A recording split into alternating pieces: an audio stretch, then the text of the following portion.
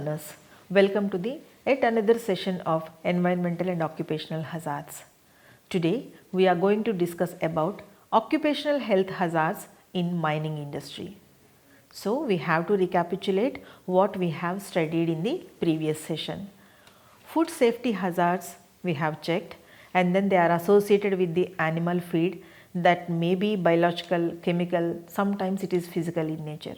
So each hazard is associated with a particular sources and routes of contamination and exposure. Risk management must be based on thorough understanding of this type of characteristic features. The role of water as a potential source of hazards should not be overlooked. Hazards may be introduced with the source materials or otherwise it may through carryover or contamination of products during handling, storage and transportation.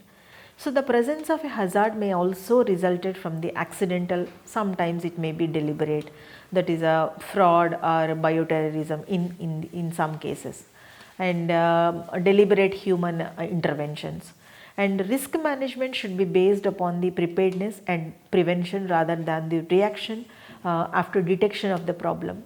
Because of the ubiquitous presence of dioxins are there in the environment, the threat of dioxin contamination posed by feed ingredients that may originate from many different sources. For example, I would like to give that cadmium. It is very ubiquitous contaminant that is present in many feed and feed ingredients, in particular minerals and forage that will grow near smelting and mining areas. And arsenic and mercury are also heavy metals. They are also widespread in the environment that may be also found in many feeds, in particularly in feeds of marine origin.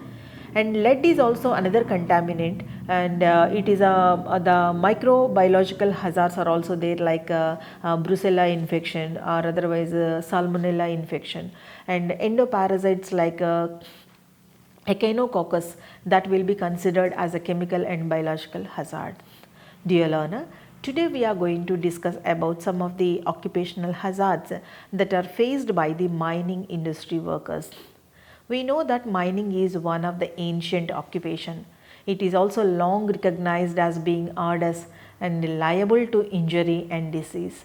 So the life cycle of mining, that is exploration or mine development and mine operation, decommissioning and land rehabilitation. So mining is a multidisciplinary industries. That means it is drawing on several professions as well as trades. So to ensure precision in clinical and epidemiological work, it is important to inquire about the details of tasks, as the term miner, which is relatively non-specific in nature. So mining is traditionally classified as metalliferous or coal, and also as surface or underground mines. So metalliferous mining can also be classified according to the commodities which are being mined. So some degree of minerals, their processing is usually undertaken at mine sites. For metalliferous mining, many of the occupational health hazards which are related to these metallurgical process. So there are 5 types of occupational health hazards are there for the, especially in the mining workers. First we will see that physical hazards. So that means traumatic injury, that means that remains a significant problem, and also it ranges from the trivial to the fatal. So they are the most important common causes of the fatal injury, like rock falls are there, and also fires, explosions, and mobile equipment accidents, falls from height, and also sometimes entrapment and electrocution. So you must have read in the newspapers for the different hazards and different accidents that occurred in the mining industry.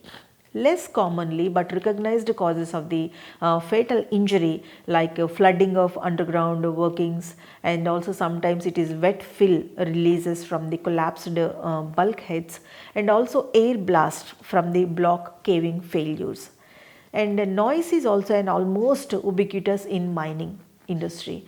It is generated normally by the drilling, that is a mining procedures like drilling, blasting, cutting, materials handling, ventilation, and crushing, and conveying and ore processing. So in all these process, noise is involved.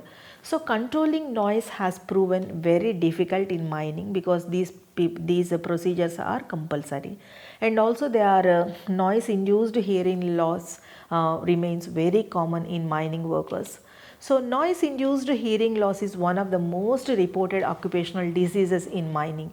Constant exposure to heavy machines that produces arrhythmic, high intensity noises is responsible for permanent threshold shift of hearing profile, and it is also one of the most reported occupational diseases in mining. Constant exposure to heavy machinery that produces the high intensity noises, and also there is a permanent threshold shift of the hearing profile. And heat and humidity, they are also encountered in tropical locations and also in deep underground mines where the virgin rock temperatures and air temperatures increases with the depth because of the principally to the geothermal gradient and also to the auto compression of that air column particularly. So the entire body vibration is commonly experienced while operating mobile equipment, and entire vibration sometimes we have to check, that is a load haul dump units or trucks, scrapers and diggers. So this can cause pre-existing spinal disorders, and also poorly maintained roads are also one of the important cause for this type of injuries, and sometimes vehicles, they also contribute to this problem, and hand arm vibration syndrome is also experienced with the use of vibrating tools like air leg rock drills or otherwise load haul dump units, trucks and also some diggers. This can cause a pre-existing spinal disorders what we have seen early, and poorly maintained roads and vehicles, they will enhance this problem. And also some important radon daughter exposures in radioactive mining, in underground mining, that has been increased the risk of lung cancer, but it is now generally controlled by the mining ventilation procedure. And infrared exposures are also there in pyrometallurgical process that contribute to heat stress and also induce the cataracts. And barometric pressure is also at elevated in deep underground mines are reduced, and also at high altitude mines. Chronic intermittent hypoxia is also one of the disease at altitude that has been reported to induce physiological adaptations and symptoms of benign acute mountain sickness, that is AMS, in mining workers. Now we will see that what are the chemical hazards which are associated with the mining industry.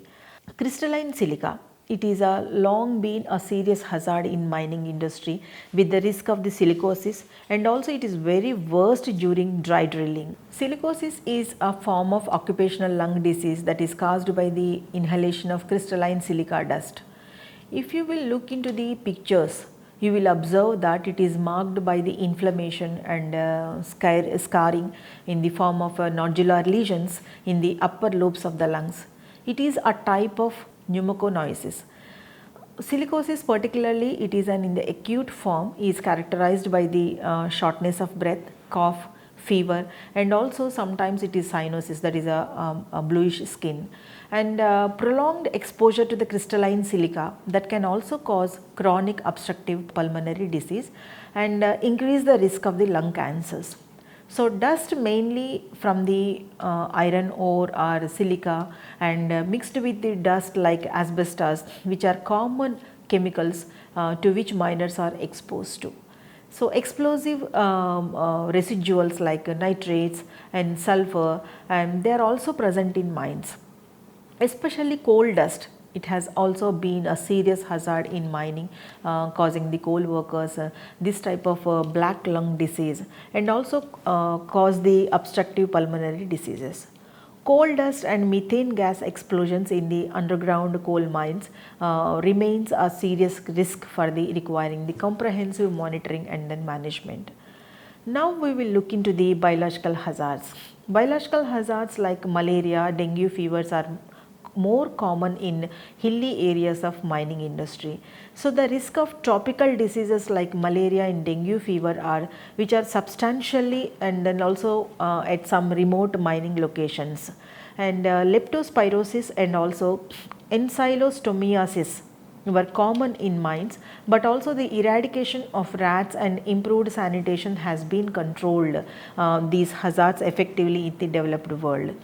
And we have to use the cooling towers. They are commonly found on mine sites, and regular microbiological analysis of the water is necessary to detect that some types of Legionella contamination or high concentrations of the other heterotrophic microorganisms.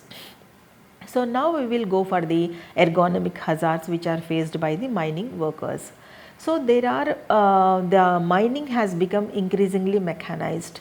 So there is still a substantial amount of manual handling is occurred, in particular in certain mining industry. So we have to check that cumulative trauma disorders, they will continue to constitute the largest category of the occupational disease in mining, and frequently resulted in prolonged disability.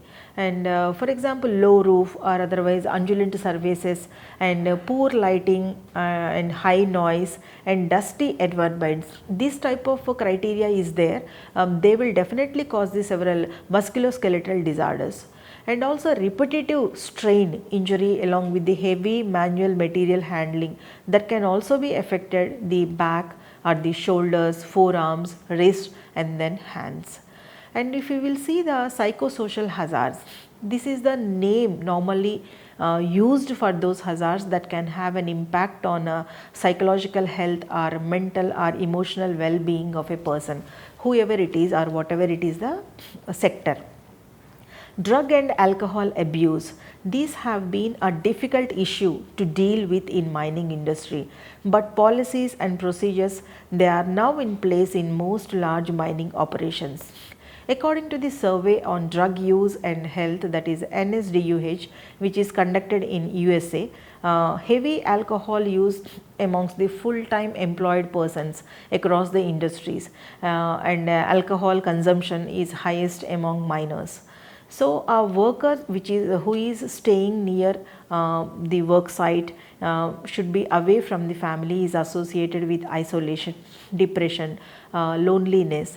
In addition, serious accidents, fatal injuries of colleagues, that have a profound impact on morale of mine workers. Unfortunately, fatal and severe traumatic injuries that continue to occur in mining and also frequently have a profound impact on their morals. Post-traumatic stress disorder sometimes develop in and also witnessing colleagues as well as the managers. So now we will see that occupational diseases which are specific to the mining industries, these coal workers, or otherwise we can say that pneumoconiosis, it is also known as black lung disease, because lungs become black due to the long term exposure to the coal dust. So the dust that builds up in the lungs, that which leads to the inflammation, and fibrosis sometimes happens in the worst cases, and then it leads to the necrosis. And we have seen already that the silicosis, that is also caused by the inhalation of dust that contains free crystalline silica granules. So silicosis, that is caused progressive as well as permanent physical disability, and it is associated with the tuberculosis, commonly termed as silicotuberculosis. And the another disease is the asbestosis. So there are four common diseases which are caused by the inhalation of the asbestosis fibers. These are mesothelioma and also lung cancer, asbestosis, and diffuse pleural thickening. So sometimes it may be fatal or very deliberating activity they can pose. And those who are working in this type of mining industry, there is a lot of exposure to asbestos fibers in the mining, manufacturing, handling or removal of the asbestos, which are at risk of developing asbestosis related diseases. And occupational asthma is also one of the diseases normally we will see in the mining workers. So it is a common disorder among miners due to the exposure to various sensitizing agents. And some of the sensitizing agents like xanthates, they are the reagents commonly used in the hydrometallurgical process. They will produce carbon disulfide gas on the combustion or on mixing with water. So, suspected acute carbon disulfide toxicity that has been reported during the xanthate reagent preparation at metallurgical processes. And hydrofluoric acid is also used in the analysis of the some samples which are highly important for these industries. They have been taken during the exploration of the drilling, and smelting of the sulfide ores that produces sulfur dioxide as a gas, and then it causes acute bronchospasm. And we will see that mining safety and health laws and regulations and what are the procedures to mitigate this type of diseases normally occur in the mining industry. So, the Ministry of Mines of the Government of India is the apex body for the formulation and administration, and also for the execution of this type of rules and regulations and laws which are related to the miners, especially in India. So, the Ministry of Mines is responsible for survey, and also they will explore all types of minerals other than the natural gas and petroleum. For mining and metallurgy of non-ferrous metals like aluminium, copper, gold, nickel, like that. And the ministry is also responsible for the administration of the mines and minerals, that is a Development and Regulation Act 1957, that is a MMDR Act, in respect of all mines and minerals other than coal and lignite. So, after the liberalization in 1991, a separate national mineral policy was established in 1993, which set out the role of private sector in exploration as well as in mining. So, the MMDR Act was amended many a times to provide for a reasonable concession to attract the private sector investment, like foreign direct investment, that is a FDI, into exploration and mining in accordance with the NMP in 1993. So, the Ministry of Coal is a separate ministry which is responsible for the development and exploration of coal and lignite reserves in India. So, the Mines Act in 1952 was enacted to enforce measures of safety and welfare of laborers, those who are working in coal, metallic, ferrous and oil mines, working hours and intervals and night shifts, and these have to be monitored properly. Then the act also prohibits the employment of any women, especially in any part of the mine which is below ground and also on ground, except between the hours of morning 6 to evening 7 o'clock. And it is also provides that every woman employed in a mine above ground shall be allowed to break of not less than 11 hours between the end of the day and also the commencement of the next day of the work shift. And safety measures like the Mines Act in 1952 provides the lot of safety measures for the laborers working in coal, metallic, ferrous and also oil mines while working with shifts and then open cast workings and also working with shafts, conveyors or aerial ropeways. So, it is most important economic activity in India, and our country is also one of the largest exporters of the iron ore and also chromite, bauxite and mica, and it is ranked 5th among the mineral producing countries in terms of the quantity of production. So, the mining sector that contributes nearly 2.4% to India's GDP, and there has been a private sector participation is also there in the mining, and the government through its various public sector companies continues to be the largest participant in the domestic mining industry. So, earlier government policies and legislations that had largely focused on regulation of mines and minerals rather than the exploration and development. So, taking cognizance of this stagnation of the mineral industry, there are various reforms have been initiated by the Indian government that allows for the greater private sector participation in mineral exploration, mining, development and maintenance. So, India has set a goal to switch completely to electric vehicles by 2030, But to achieve this goal, it needs to invest in domestic manufacturing of lithium ion batteries, that is currently in an electric vehicle's most expensive component, that is lithium ion batteries.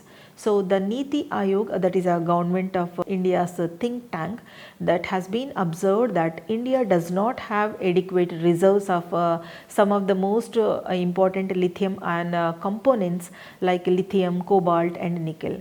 So India will need to forge international partnerships and joint ventures to secure access to key minerals in order to build up its domestic battery manufacturing industry.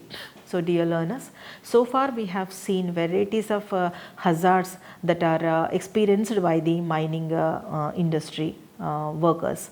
So I would like to conclude over here that for persons those who are exposed to lead or otherwise blood lead analysis and delta aminolevulinic acid in urine, and at least once in a year compulsory. So the employees those who are exposed to ionizing radiation definitely have to undergo blood count at least once in a year, and serum urea creatinine is also included for the assessment of renal function.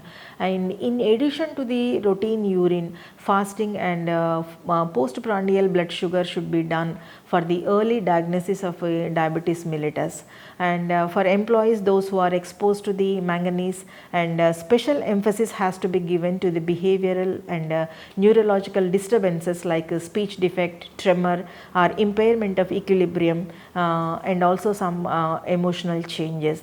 And also detailed neurological examinations like testing of all major superficial and deep reflexes have to be performed.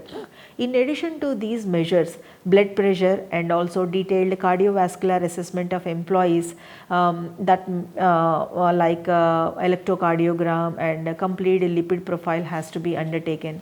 And also one of the important measure has to be there, that is the employees engaged in the food handling and preparation and handling of sand, gravel or the clay, that have to undergo routine stool examination once in every 6 months, and sputum for the detection of the tuberculosis bacilli, and chest radiograph for the once in a year. So with these details I would like to conclude, and in the next session we will come up with the another topic of the environmental and occupational hazards. Thank you.